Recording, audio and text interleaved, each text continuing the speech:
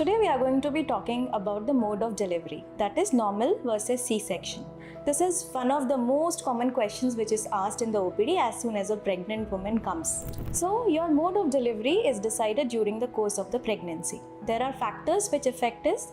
That could be maternal factors, fetal factors, and some medical complications that happen in the pregnancy. Now there are a few factors which are complete indication, that is you have to have a C-section in these situations, like placenta previa, bleeding during the pregnancy, breech baby, that is baby which is upside down, and twins with malpresentation, history of previous 2 LSCS, and any surgery in which the uterus has been cut open.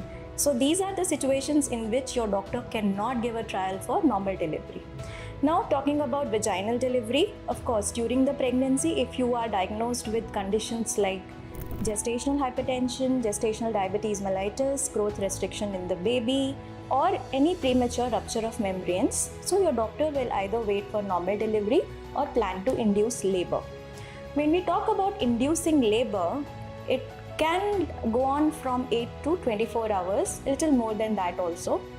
Some things that should happen during the labor. One is that you should be getting contractions. Second, your cervix should open up simultaneously and the baby's head should slide down.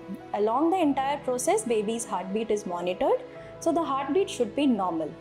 Also, the water, that is the amniotic fluid, it should be clear.